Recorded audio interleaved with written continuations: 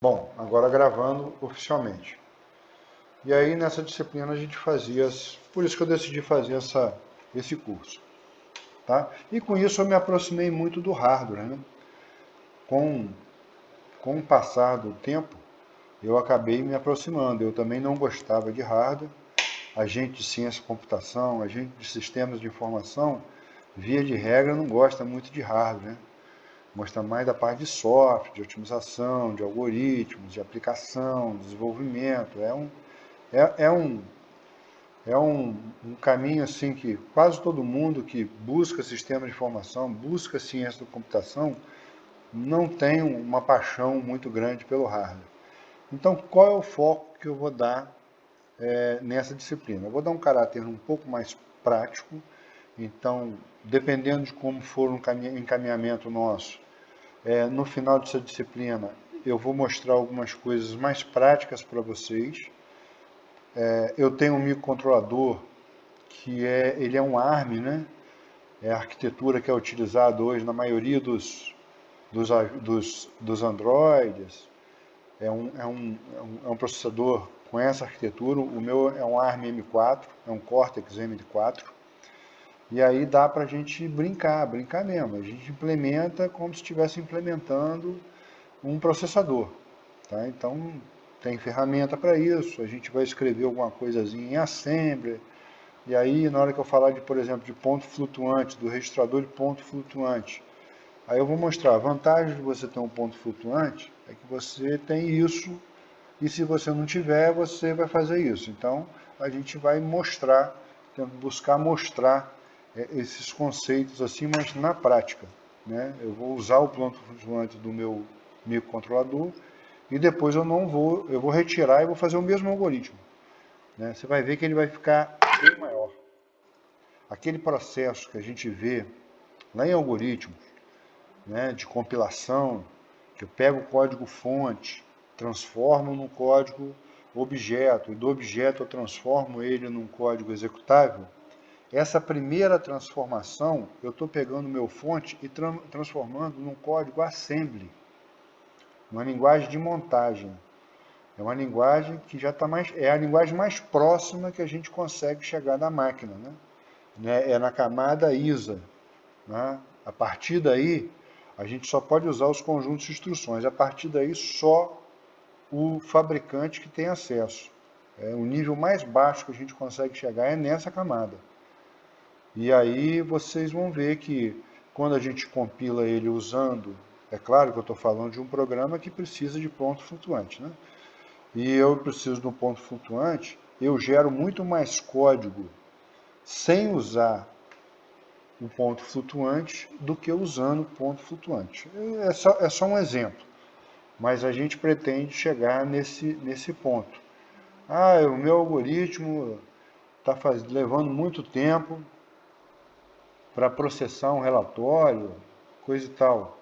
Isso às vezes não é exatamente um problema de otimização de algoritmo. Isso pode ser um problema do tipo de hardware que você está utilizando. Então, a ideia que a gente vai buscar um pouco em vocês aí não é aquela visão clássica de organização e arquitetura de computadores. É claro que eu vou passar essa organização e arquitetura de computadores, porque isso está na ementa, isso faz parte do conteúdo. Mas eu queria que a gente saísse dessa disciplina com a visão. Eu tenho um projeto e aí eu preciso minimamente definir uma configuração de hardware para rodar meu equipamento, um equipamento para rodar o meu programa. Eu tenho que ter pelo menos essa visão. Tá? Então esse é o ponto que a gente vai buscar. Né? Não quero que ninguém saia apaixonado pelo hardware. Eu demorei, olha, os cabelos brancos aí eu demorei a ficar com hardware. Gostar de hardware, eu não gostava. Mas aí a gente foi cada vez mais que eu descia um pouco mais no nível, eu gostava mais e aprendia mais isso, aprendia mais aquilo, e aí a gente foi, e o bichinho da eletrônica acabou né, bicando lá, e aí eu gostei. Aí, a partir daí eu eu comecei a gostar, tá? Mas não espero que ninguém se apaixone pelo hardware, mas a visão de ter um hardware para gente que é desenvolvedor, né? Me coloco como desenvolvedor, porque a vida toda eu fiz desenvolvimento, trabalhei muito tempo com banco de dados, mas sempre gostei de desenvolvimento, sempre gostei de programar, adoro programar, até hoje eu programo muito, adoro programar, gosto muito mesmo. Programação para mim eu nunca deixei. Fui coordenador de projeto de sistema há muito tempo, mas sempre programando, sempre programando. Sempre gostei de algoritmo, sempre gostei de programação.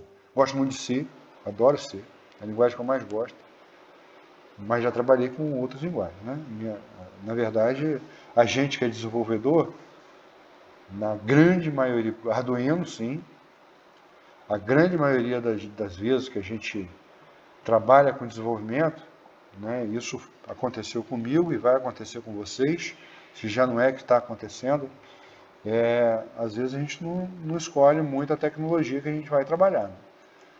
Né? Eu foco muito no fundamentos, muito, fundamento básico. Não vou pegar nem algoritmo, vou pegar banco de dados. Não adianta eu pegar vocês e falar assim, não, vocês vão sair aqui um DBA Oracle, por exemplo. Aí chega lá na hora do projeto, o SGBD do cliente é um DB2. Aí você fala pro cara assim, ó, leva mal não, mas saco nada de DB2, eu só sei Oracle. Ou você compra o Oracle ou você arruma outro desenvolvedor para trabalhar para você. Você não vai fazer isso, né? Todo mundo precisa sobreviver e precisa de dinheiro. E o que a gente vende é projeto. Né? O nosso serviço é o projeto. Então, a hora que pinta uma tecnologia, eu tenho que pegar, porque não tem jeito. Ou eu pego, ou o fulano do lado aqui pega, e aí quem fica com o dinheiro é ele. Então, a gente tem que estar sempre antenado nas tecnologias aí, e não fechado numa tecnologia só. Por isso que a minha sugestão para vocês, não só nessa disciplina, mas em todas as outras, é trabalhem bastante a parte de fundamentos. Em linguagem de programação, se eu sei de fato a lógica, a sintaxe eu aprendo. Banco de dados, se eu sei o modelo relacional, qualquer banco de dados eu trabalho. Eu não estou focado num banco, eu estou focado na álgebra relacional, no modelo relacional, é isso que eu sei. Então, nesse aspecto aí que a gente tem que estar focado. A gente não vai aprender hardware aqui, mas a gente vai ter uma noção. Não preciso aprender hardware, mas eu tenho que saber pelo menos conversar com alguém sobre hardware. Eu vou chegar num cliente e vou falar para ele, ó, você precisa mudar sua estrutura instalada aí, porque esse hardware seu é muito ruim. O cara vai falar para você, então tá bom, monta para mim um hardware que eu vou avaliar o custo-benefício de se implantar. Aí o cara fala assim, beleza, mas você chama outro porque eu não sei nada de hardware. Quer dizer, é novamente o mesmo caso da tecnologia. A gente não vai entrar no hardware, a gente vai chamar alguém, mas esse alguém eu tenho que saber conversar com ele. Então a ideia dessa disciplina é a gente sair com alguma noção. Não vai sair ninguém especialista em hardware aqui, mas com a noção do que é o hardware de fato e a ideia é o que eu preciso de saber de hardware para fazer os meus sistemas rodarem bem. Eu não preciso de uma mega máquina, porque às vezes o cliente não tem dinheiro para comprar essa mega máquina. Ah, beleza, compra uma máquina 32 GB de RAM, com 10 TB de HD, tal. Quanto é que custa uma máquina dessa? 12 mil reais, meu? Não tem dinheiro. Não tem como fazer. Não vou comprar uma, vou comprar 15, não tem como investir esse dinheiro todo. Então, essa é a ideia. Beleza? Deixa eu ver se alguém fez alguma pergunta aqui. Ô Marco, é Arduino. Arduino. Esse microcontrolador que eu falei que a gente vai fazer uma brincadeira, que é o ARM, não é Arduino. O Arduino é muito bom, mas ele é mais simples. Né? Esse é um STM32 446RE. Tá? Ele é bem mais potente que o Arduino e é muito bacana. Ele é, assim, ele é um tiro. Eu tenho Raspberry também, para quem gosta aí de brincar, o Raspberry é um luxo, gosto mesmo dele, e é um mini computador. Raspberry é diferente do Arduino. O Arduino, ele é um microprocessador. Na verdade, a proposta dele é para processar componentes, né? Ele controla, é um microcontrolador, ele está aí para controlar componentes. O Raspberry é um mini processador, então ele processa programas. Tá? O Arduino não tem sistema operacional, você não roda sistema operacional, você já começa com ele já rodando o firmware, basta. O Raspberry tem, eu gosto do Raspbian, né? Eu uso bastante ele, mas é bom mesmo. E o Linux é uma versão do Linux para ele, né? É baseado nele mesmo, é isso mesmo. Bom, deixa eu dar uma compartilhada aqui. Pessoal, vou pedir a gentileza a vocês, pelo menos uma pessoa aí, se tiver alguma pergunta, se tiver alguma intervenção aí durante a minha fala, abram, abre o microfone, porque eu estou perdendo o chat agora. Depois que eu compartilho minha tela, eu perco o chat, tá? Então abre o microfone, que não adianta escrever no chat que eu não vejo, eu não consegui visualizar. Pode falar.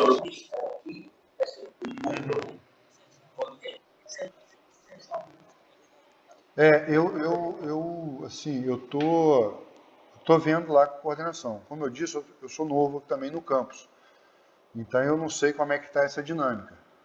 Tá? Parece que o Moodle hoje de manhã deu uma desestabilizada, ele ficou até fora do ar um tempo, depois ele mudou, mas eu vou ver ainda como é que faz. Eu ainda não sei.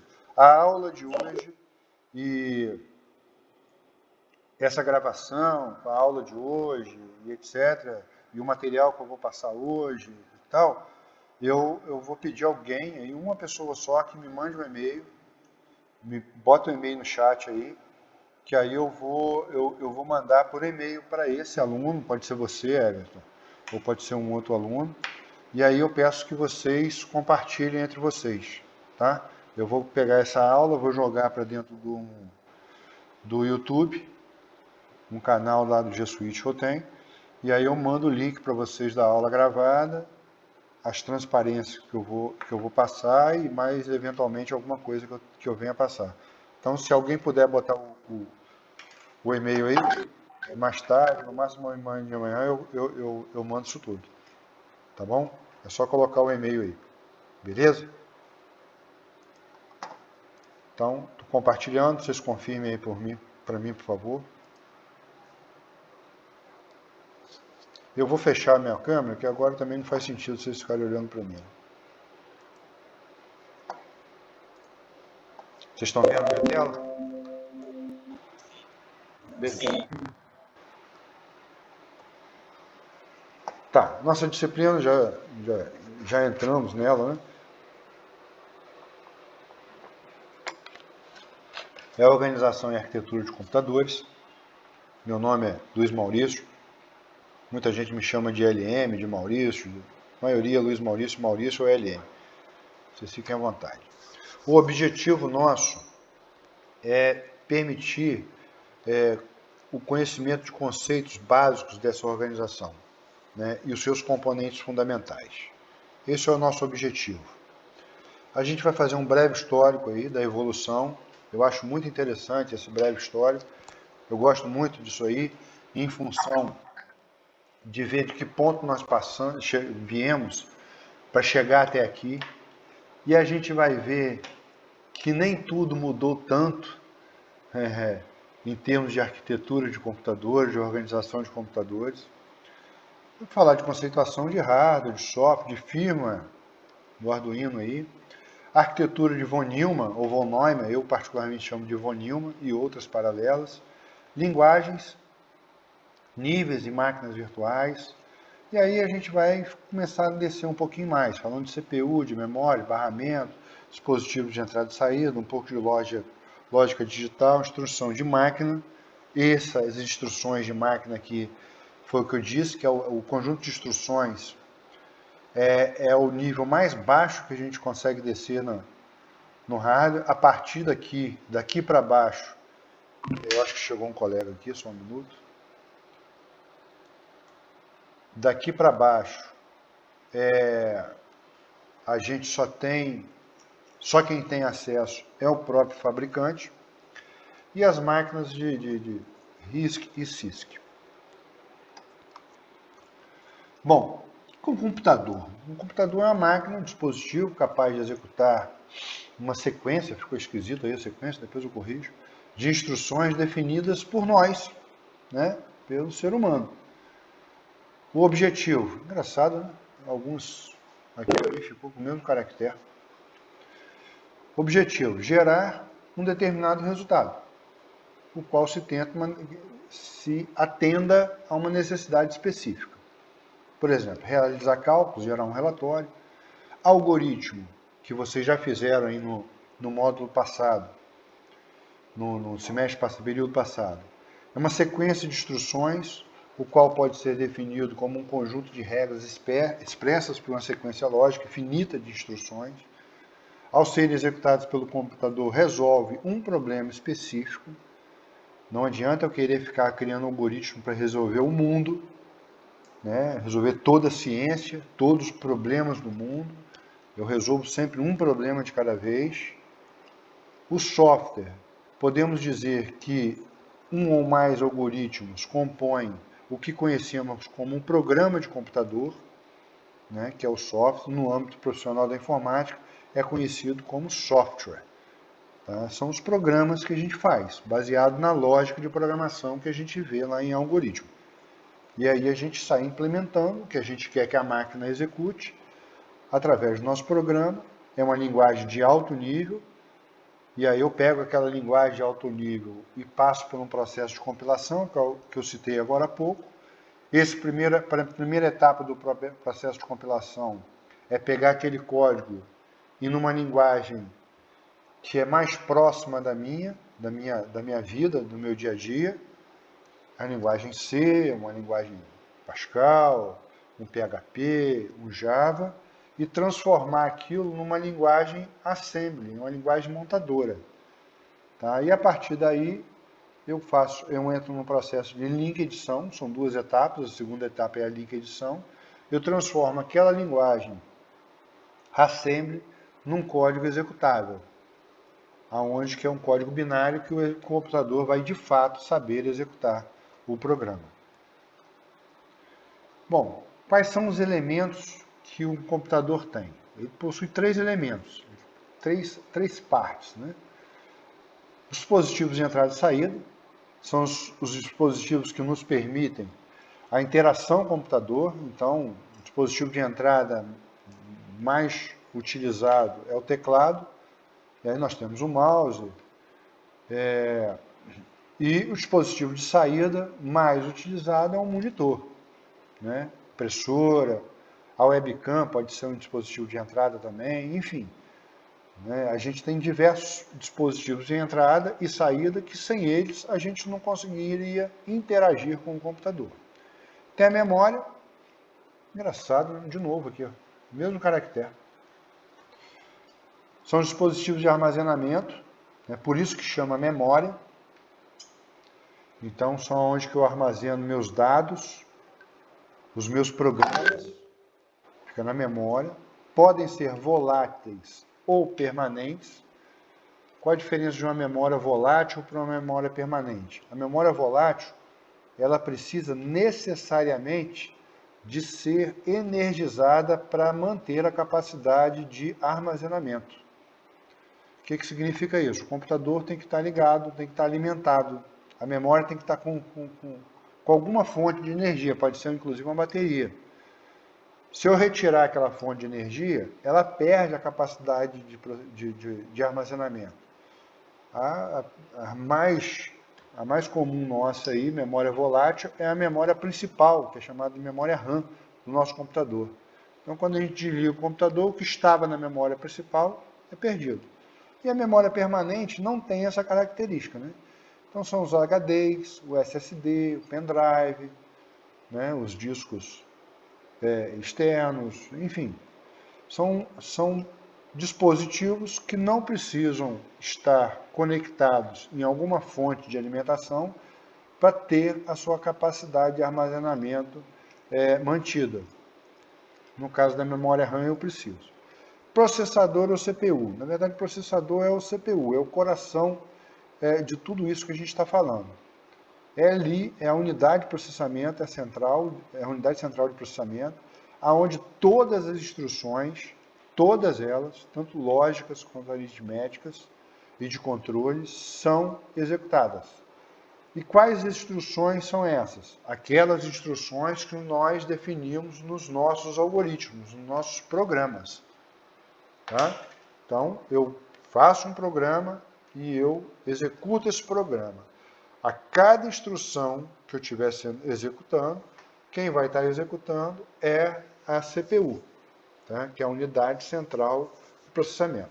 É muito comum você também ver a sigla no formato em português, UCP, que é Unidade Central de Processamento. Mas eu gosto de usar sempre CPU. Bom, podemos dizer então que a combinação, de novo aí o caractere, a combinação de hardware e software forma o sistema computacional. É isso aí que forma o nosso sistema computacional. A nossa disciplina de arquitetura e organização de computadores enfatiza os estudos dos componentes de hardware. A gente não vai entrar no software. Vamos entrar assim, mas quando a gente estiver falando de conjunto de instruções. Mas não pelo conjunto de instruções dos nossos algoritmos, mas já lá embaixo, lá na camada ISA, que eu estou falando tanto dela aqui. Então, esse é o desenho do nosso conjunto de instruções. Processador, memória e dispositivos de entrada e saída. O computador foi sempre assim? Não foi sempre assim, não. Inicialmente, ele não foi criado com essas 3 unidades funcionais independentes. É por isso que a gente vai dar uma olhadinha nessa evolução do computador. O computador não começou agora. O computador não começou na Segunda Guerra Mundial. O computador vem de muito antes. O computador é uma máquina que pode ser uma máquina analógica, não precisa necessariamente ser digital. É uma máquina que processa dados. Isso é um computador. Tá? Não precisa ter esse formato que a gente tem para ser classificado computador. O Abaco talvez tenha sido a primeira calculadora que se tem notícias. Né? Ela é do século V a.C., capaz de efetuar operações algébricas elementares. Então, isso na época já era um computador, era uma máquina de computar dados. Depois de muito tempo, mas muito tempo mesmo, né? A gente falou de 500 anos antes de Cristo, nós aqui já pulamos para 1642 até 1945. Né? Nesse período, um sujeito chamado Charles Babbage criou essa máquina. É uma calculadora mecânica. Essa calculadora já existiam outras calculadoras, né? O censo de 1890, os Estados Unidos, ele processou o censo demográfico, como tem o nosso IBGE, os Estados Unidos também tem um censo demográfico lá que também faz, aliás, todos os países, né? Também faz esse apanhado da população de 10 em 10 anos. Então, salvo engano, foi o censo demográfico de 1890. Um sujeito chamado Hermann Hollerith criou uma máquina que processou os dados censitários, uma máquina mecânica, que processou os dados, foi até anterior a essa, os dados do censo dos Estados Unidos da década de 1890. Antes da virada de 1900. O Charles Babbage criou essa máquina aí na década de 40, uma calculadora mecânica, que ficou conhecido como calculadora de Babbage, Charles Babbage. A Primeira Guerra Mundial e a Segunda Guerra Mundial, a Segunda Guerra Mundial principalmente, ela surge como um marco da computação moderna. Tá? Tem um livro que eu gosto bastante, que se vocês tiverem interesse de ler, eu recomendo. É O Fim dos Empregos. É uma evolução tecnológica baseada, mas o título é O Fim dos Empregos. E ali a gente percebe claramente como é que a evolução tecnológica, principalmente pela guerra, nos períodos da Primeira e Segunda Guerra Mundial. É incrível a força-tarefa que é ser criada para a evolução tecnológica durante a guerra. Então podemos dizer que a Segunda Guerra foi um marco dessa computação moderna. Foi nesse contexto que começaram a surgir as novas tecnologias, essas mais modernas, capazes de substituir componentes mecânicos, olha o caractere, o mesmo caractere toda hora aparecendo, né?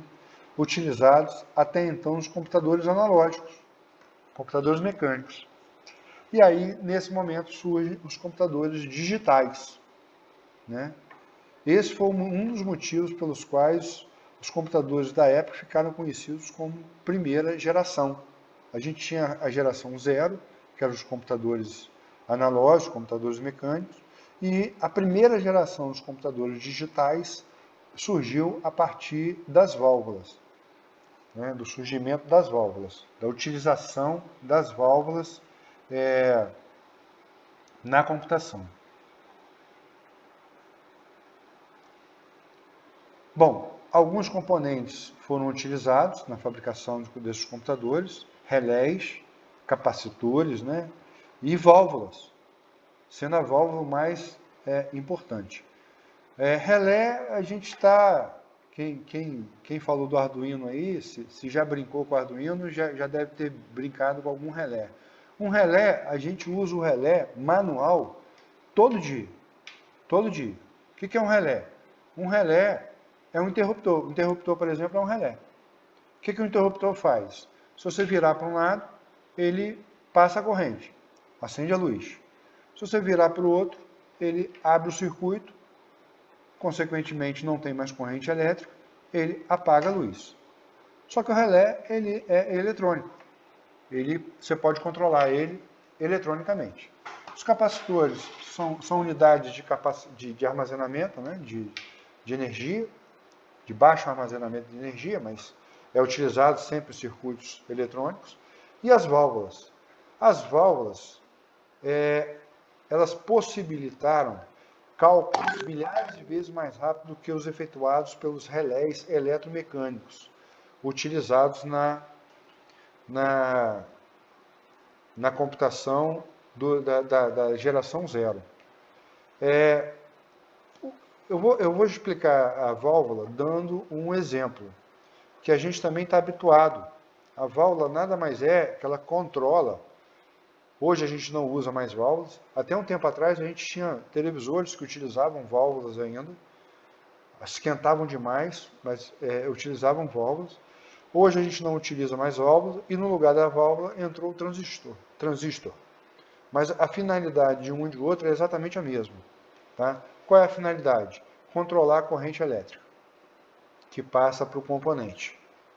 Um exemplo de válvula assim, que não é válvula, não é mais, mas um exemplo com essa finalidade que a gente também já viu, todo mundo ou já teve um quarto assim, ou já viu em casa de alguém, principalmente quarto de bebê, onde você não desliga e acende a luz. Você não coloca um interruptor, você coloca um botãozinho que você vai variando até o nível zero da energia totalmente desligada, né? Ela totalmente desligada, então a luz apaga e você vai girando aquele botãozinho até chegar na máxima intensidade. Aquilo nada mais é do que o funcionamento de uma válvula. Você vai controlando naquele botão, que é um potenciômetro, mas você vai controlando naquele botão a energia que vai passando por ela. Por isso que a lâmpada, que é a mesma, que tem a mesma capacidade, ela varia. Você vai mandando menos energia e ela fica baixinho, bem penumbra, né, no ambiente. E à medida que você vai mandando mais corrente elétrica, ela vai aumentando a intensidade da luminosidade e a partir daí até chegar num ponto que ela fica na intensidade máxima, como você simplesmente tivesse ligado ou desligado um interruptor. Então, ela totalmente fechada é você com o interruptor totalmente desligado, né? E ela totalmente aberta é com o interruptor ligado. Nesse meio tempo, é um funcionamento analógico, tem vários valores, né? Dependendo do potenciômetro, são 1024 valores, do 0 até 1023, mas ele tem vários valores ali, e cada valor altera a emissão, a passagem de energia para o componente, que no caso que a gente está exemplificando é a lâmpada. E aí ele altera realmente o valor, a luminosidade. Né? Bom, a entrada de dados e instruções nesses computadores, bem como na memória, sua memória era temporária. A gente usava nessa época, a gente não, porque eu não sou dessa época, usava-se cartões perfurados. Então, a função da válvula está aí, era controlar o fluxo de corrente, amplificando a tensão que recebe de entrada. Normalmente quebravam após algum tempo de uso contínuo, em função da queima delas. Então, a válvula era um equipamento, um componente eletrônico, que esquentava demais, então ela dava muito problema, o que resultava numa falta de confiabilidade, principalmente nos resultados finais. Né? Os primeiros computadores, a válvula, a gente vai ver o primeiro, que foi o ENIAC, ele tinha uma confiabilidade muito baixa por conta das válvulas. A gente já vai falar sobre ele agora mesmo. Ocupa muito espaço, a válvula é grande, ela ocupava muito espaço. Esses computadores tinham um processamento, principalmente para os padrões de hoje, muito lento. Na época não era tanto, mas padrões de hoje era muito lento. Um consumo de energia absurdamente elevado. O primeiro computador conhecido aí, ou reconhecido, foi o ENIAC. Foi o computador aí, levou 3 anos para ser construído. Ele consumia 200 kW de energia. Para você ter uma ideia, um chuveiro elétrico que come energia demais, ele consome em torno de 8 kW. Esse computador era 200 kWh. Ele tinha 19.000 válvulas, era pesadíssimo, tinha 30 toneladas, ocupava uma área de 150 metros quadrados e ele fazia surpreendentes 5.000 somas por segundo. E toda vez que ele dava um problema, ele tinha que ser reconfigurado do zero. Ele foi lançado no finalzinho da década de 1940, em torno de 1948 para 49, alguns autores aí colocam até 1950, mas ele foi nessa época de 1948. Levou 3 anos aí. Como é que ele era ligado? Como é que ele era programado? Com esses cabos todinhos que a gente está vendo aqui. Ó. A programação era conexão de cabo. Saía de um cabo para o outro, ia colocando um cabo ali, aqui, outro ali, ia mudando. Essa era a programação que era feita nesses computadores. Era na hora. Aqui nós temos provavelmente alguns modelos, que na época as mulheres não trabalhavam muito com tecnologia, né? Essa aqui, ó, essa aqui do meio, a gente consegue visualizar uma coisa muito interessante nela. Ela está com uma caixa aqui, que tem 1, 2, 3, 4, 5, 6, 7, 8 componentes. Eu me arrisco a dizer que isso aqui, provavelmente ela está segurando 1 byte na mão dela, onde cada válvula representa o 0 ou 1, é o bit, e o conjunto de 8 bytes, né? Nessa época o byte já era de 8 bits, é representado por 8 válvulas. Então, isso aqui provavelmente ela está segurando 1 byte na mão. Né? Não tenho certeza, porque a imagem não é tão nítida. A imagem original é pequena, eu ampliei um pouco aqui, mas não dá para ver direito não. Mas é o que parece. Tá? É o que parece na imagem. Se não for, é algo parecido. E aí a foto do ENIAC, né? A programação era feita no cabo mesmo, ia tirando de um plug para o outro, de uma conexão com o outro.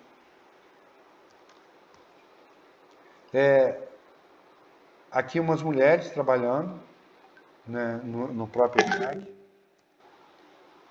Mais mulheres aí. É interessante, né? Porque nessa época da década de 1950, 1940, as mulheres elas não tinham esse espaço todo do mercado. Mas a primeira linguagem de programação comercial, que não foi dessa época, foi no final da década de 50, foi lançada em 1959, foi o COBOL, que vocês já devem ter escutado falar em algum momento aí sobre o COBOL. O COBOL foi a linguagem compilada, criada, foi a primeira linguagem comercial compilada, criada no mundo, né? Ele existe até hoje, sistemas legados aí, tem centenas e centenas e centenas de milhares de linhas de código. Reescrever isso tudo aí, principalmente grandes sistemas de banco, tem muita coisa de COBOL ainda. Mas o COBOL, né, apesar dessa coisa da mulher nessa época, né, falando dessa época, claro, o COBOL foi um projeto coordenado por uma mulher. Foi uma mulher que idealizou a linguagem COBOL. E tinham diversas mulheres na equipe dela, que implementaram o compilador COBOL. Isso é pouco falado, mas deve ser destacado sim, porque já naquela época, apesar de todo o machismo da época, principalmente, hoje ainda tem muito, mas na época era muito forte, é uma linguagem que muitos homens que achavam que mulheres não tinham condições de programar, principalmente na década de 60, de 70, e usavam uma linguagem que foi um compilador que foi criado por uma mulher.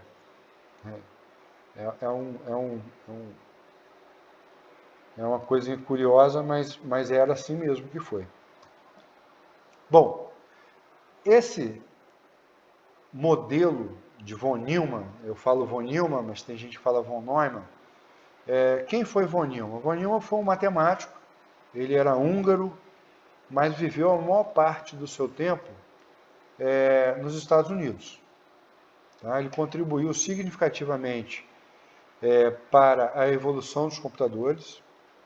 Suas contribuições perduram até os dias de hoje, sendo a principal delas as construções de um computador sequencial binário, de um programa armazenado.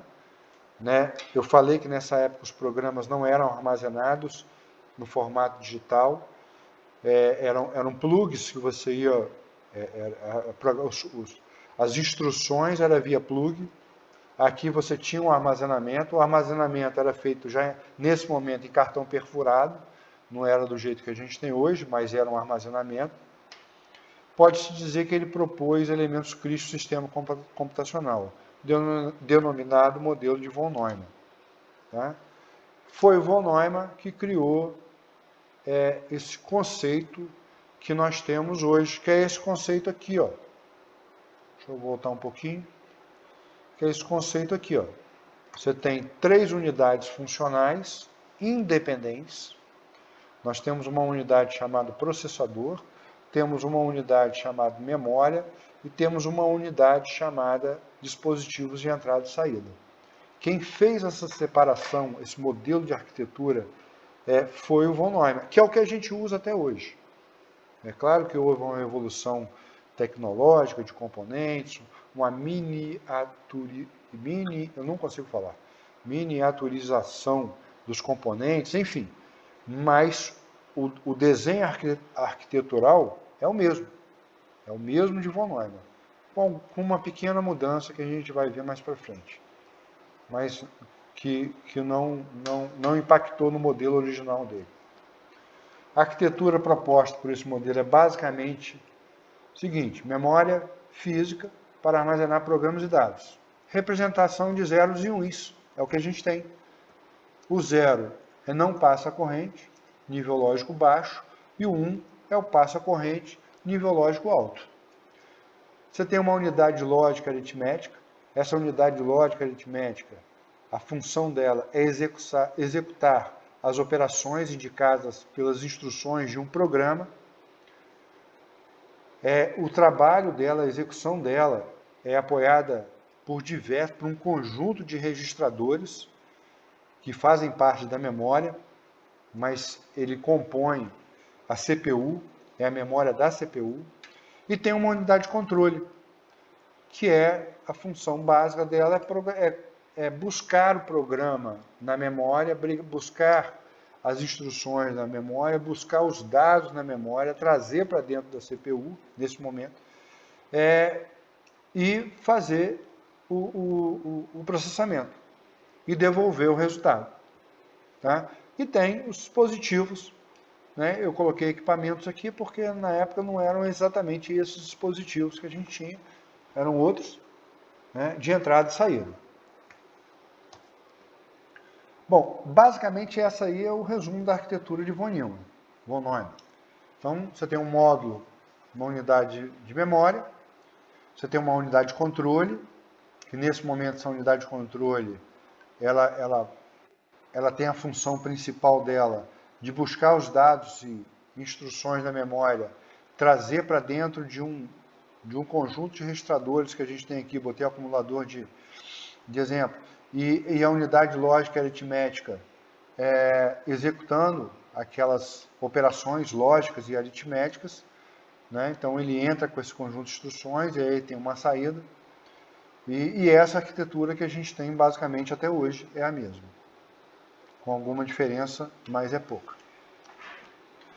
Bom, em 95, a Universidade da Pensilvânia, onde John von Neumann trabalhava, em comemoração aos 50 anos do ENIAC, montou um ENIAC com as mesmas funcionalidades do ENIAC, daquele computador.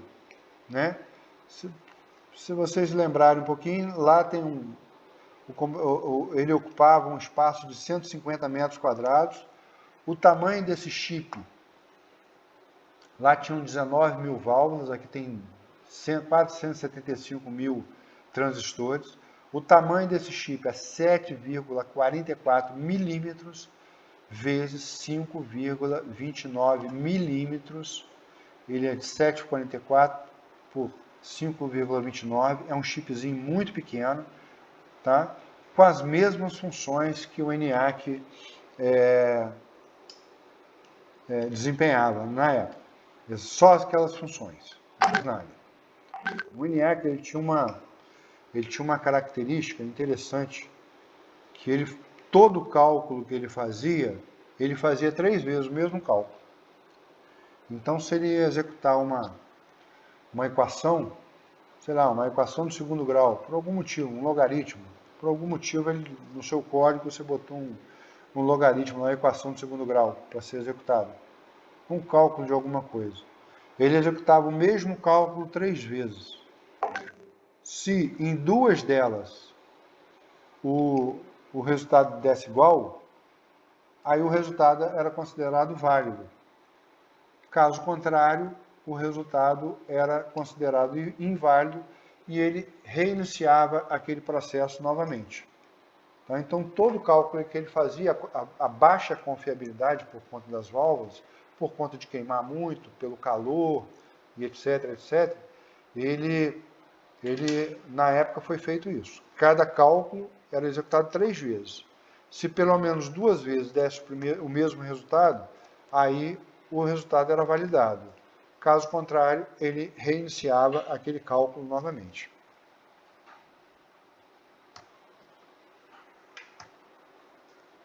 Bom, beleza, gente? Deixa eu dar uma olhada aqui. Deixa eu parar a gravação. Deixa eu ver se tem alguma pergunta aqui no chat.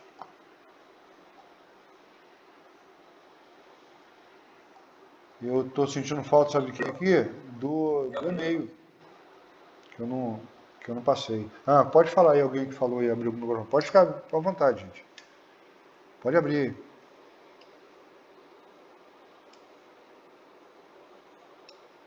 Beleza, Erivel. eu gravar aqui, senão vou botar ele aqui. Show. E aí eu mando para você, você faz essa gentileza para mim. Distribui até a gente regularizar. Eu vou sempre usar o Moodle, tá? Como eu era de Itaperuna, lá a gente tinha a possibilidade de usar o Moodle e usar o Classroom. Porém, depois de algum tempo, o campus adotou usar só o Moodle. Se você quisesse usar o Classroom, você podia usar o Classroom, porém tinha que colocar o link lá no Moodle. E assim a gente fez. Eu acabei acostumando de usar só o Moodle. Não acho ele melhor nem pior do que o Classroom, mas é uma questão, então eu vou manter o Moodle, tá? Então eu vou colocar as aulas, vou colocar os links no nosso encontro, se tiver algum exercício, com certeza vamos ter, eu vou colocar lá, enfim, vai ser tudo colocado lá no Moodle mesmo. E o nosso encontro síncrono, a aula são quantos minutos?